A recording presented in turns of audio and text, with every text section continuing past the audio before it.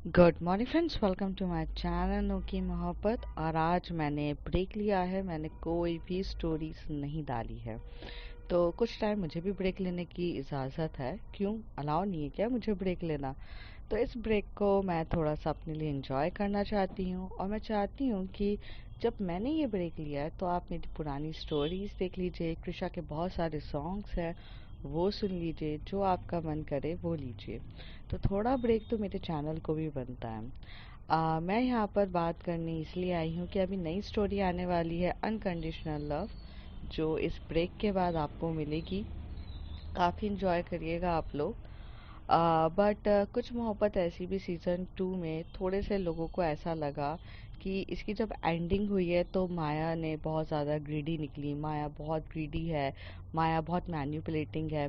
तो देखो, मैन्युपुलेटिंग है ये बात तो सच है, पर ग्रीडी नहीं कह सकते, क्योंकि माया ऑलरेडी उस मुकाम को अपनी काबिलियत पे हासिल कर चुकी थी। वो एक्चुअली में बहुत बड़ी बिजनेस आइकॉन थी। जो स्टार्टिंग में मैंने आपको बताया था कि माया जायसवाल एक बहुत बड़ी बिजनेस आइकॉन है, जिसको देखा ही नहीं है आज तक लोगों ने, और लोग उसे जानने के लिए पागल है, तड़प रहे हैं, और वो कैसी दिखती है, क्या है। तो इसलिए वो ग्रीडी तो नहीं है, लेकिन हाँ, उसका एक मिशन था। उस मिशन को उसने पाने के लिए थोड़ा सा मैन्युपुलेशन किया नव्या के साथ। उसे नव्या को एक्चुअल में ये नहीं बताया कि जयदेव मिश्रा का अक्षय के साथ कोई लिंक नहीं था। उसे ये कहानी बनाई कि आज जो कुछ भी अक्षय के साथ हो रहा है वो कहीं ना कहीं जयदेव का मिश्रा है। कहते हैं ना, बहती गंगा में हाथ धो लेना, वही माया ने किया। जब माया को ये पता चला कि जब मेरे लिए लोग स्टैंड ले रहे हैं, जब माया को ये पता चला कि अमृता, रागिनी, जेसिका और साथ ही साथ अयान, ये चारों के चारों एक साथ आए हैं और वो उनकी हेल्प कर रहे हैं, क्या बोलते हैं, उसके मिशन को पूरा करने में। ऑल्दो की जो जेसिका थी वो अलग तरीके से, मतलब वो तो अपने अलग ही मतलब उसके अपोजिट डायरेक्शन में चलती थी। बट कहीं ना कहीं वो कुछ ना कुछ ऐसी इन्फॉर्मेशन उसके लिए लेकर आ जाती थी जो कहीं ना कहीं माया के लिए बहुत हेल्पफुल थी। तो जब उसे पता चला कि यार और लोग उसकी हेल्प कर रहे हैं, तो उसने ये चीज़ का फ़ायदा उठाया कि यार जब इतने लोग मेरी हेल्प कर ही रहे, तो मैं अपने इतने सालों का जो आग उसके अंदर दफनी थी, उस आग को भी उसने चिंगारी दी। मतलब इन लोगों की हेल्प से उसकी आग में भी वो चिंगारी मिली, और उसने डिसाइड किया कि अब वो जयदेव मिश्रा को भी ख़त्म करेगी। हालांकि उसको ख़त्म करना आसान नहीं था, इसलिए उसने थोड़ा सा मैन्युपुलेशन वाला रूप दिखाया। लाइक कि उसने अमृता को बताया कि जयदेव मिश्रा ने ये किया है, जयदेव मिश्रा ने किया है। अमृता तो अपनी फ्रेंडशिप पे इतनी ज़्यादा भरोसा करती थी कि उसने ये चीज़ को क्रॉस चेक नहीं किया, और उसने नव्या को बुला लिया। नव्या ने भी क्रॉस चेक करने की ज़रूरत ही नहीं करी, क्योंकि नव्या ने भी अपने एक प्यारे से इंसान को खोया था, जो उसका बेस्ट फ्रेंड था रौनक। तो वो उस दर्द को समझ सकती थी, इसलिए उसने इन सब पीछों के क्रॉस क्वेश्चनिंग या क्रॉस चेकिंग करने की कोशिश ही नहीं करी। उसे सोचा छोड़ो, तुम क्या है, मैं हेल्प कर देती हूँ। लास्ट में जब उसे थोड़ा सा सस्पिशियस चीज़ें लगी नव्या को, तब उसने जाकर चीज़ें पूछी। तब उसे पता चला कि यार एक्चुअली माया ने अपना पर्सनल रिवेंज भी पूरा किया है, और इसके लिए माया और नव्या के बीच में थॉट्स की आर्ग्यूमेंट्स भी हुई थी। तो मैं ये नहीं कहूँगी कि माया एकदम सही इंसान है, लेकिन मैं ये भी नहीं कहूँगी कि माया गलत भी है, क्योंकि माया ने एक्चुअल में फेस, जो बचपन में बहुत कुछ चीज़ें फेस करी थी। देखो, आज हम लोगों के मॉम एंड डैड हैं, तो हमें कोई भी चीज़ चाहिए रहता है, हम फटाक से मांग लेते हैं। लेकिन उन बच्चों से पूछो जो अनाथ होते हैं, जिन्हें अपनी मर्जी से जीना नहीं मिलता है, अपनी मर्जी से वो डिमांड नहीं कर सकते कि आज मुझे बर्गर खाना है तो मुझे बर्गर ला कर दो। तो माया ने बचपन से ये सब चीज़ें फेस करी कि उसे जो चाहिए था वो नहीं मिला, और फिर जब उसे ये चीज़ पता चली कि जयदेव मिश्रा उसका पिता है, क्योंकि उसका पिता उससे मिलने आता था, और उसकी जो मम्मी थी वो जयदेव मिश्रा के कुछ ज़्यादा ही करीब थी, इसलिए उसे इस लड़की से ज़्यादा प्यार था, माया से। तो वो आता था मिलने के लिए और बताता भी था कि मैं तुम्हारा पिता हूँ। और वहाँ पर जो नर्सेस थी उन्होंने भी कहीं ना कहीं बताया था। तो माया के अंदर से ये सवाल था कि अरे यार, मुझे तुम पसंद करते हो, तुम मुझे प्यार भी करते हो, तो मुझे अडॉप्ट करके ले जाओ।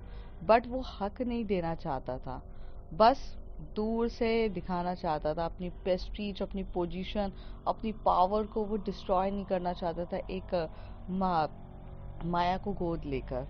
तो इस बात का उसे काफ़ी गुस्सा था अपने दिमाग में। तो उसने ये चीज़ का भी रिवेंज जब वो लेने गई थी, तो उसने ये भी किया, और उसके दिमाग में सिर्फ ये था कि 4 खून तो वैसे ही करें, 1 खून और कर लेते हैं। सजा तो 4 खून की भी एक ही मिलती है, और या 1 करो या 4 करो, एक ही खून की मतलब फांसी तो फांसी मिलेगी ना। अब तुम 4 खून करके बैठे हो तो भी तुम्हें फांसी मिलेगी, या फिर तुम 1 खून करोगे तो भी तुम्हें फांसी मिलेगी। जब उसे पता चला कि उसने इतने लोगों को मार दिया था, तो उसने सोचा कि उस इंसान से भी बदला लिया जाए जिसने मुझे इस ऐसे सबसे बड़ा वो इंसान क्रूअल है जिसने मुझे इस पोजीशन पे लाके खड़ा किया। कहते हैं ना, नींव, मेरी नींव को तो एक्चुअली जयदेव मिश्रा ने ही खराब किया था, माया ये सोचती थी। क्योंकि अगर माया के दिमाग में ये था कि अगर वो उसे एक बेटर लिविंग ऑफ स्टैंडर्ड देता, तो कोई उसे अडॉप्ट नहीं करता, ना वो अक्षय से मिलती, ना वो ये सब चीज़ें होती। वो इवन जेसिका के साथ अपनी अच्छी लाइफ बिता सकती थी। बट उसने ऐसा सब कुछ फेस कहीं ना कहीं सिर्फ एक आदमी की वजह से फेस किया है, जिसने उसके बचपन में उसका साथ छोड़ दिया था, और वो जयदेव मिश्रा था। और आज वो जो कुछ भी बनी है, उसका सबसे बड़ा रिस्पॉन्सिबल इंसान जयदेव मिश्रा है। इसलिए माया ने उससे बदला लिया था। ऑल दो और कुछ भी नहीं था, बस उसका तरीका गलत था, लेकिन उसके इंटेंशन नहीं थे। और वो प्रॉपर्टी के लिए ग्रीडी भी नहीं थी, क्योंकि उसने एक्चुअल में प्रॉपर्टी अपने अपने काबिलियत पे बहुत बड़ी जायसवाल इंडस्ट्रीज बना ली थी। और उसने प्रॉपर्टी अपने नाम पे इसलिए कराई क्योंकि वो प्रॉपर्टी पे वो ये मानती थी कि उसका खुद का हक था। और दूसरा उसका पॉइंट ऑफ व्यू ये था कि उसे कमज़ोर करने के लिए उसकी प्रॉपर्टी तो सबसे पहले हड़पनी चाहिए ना।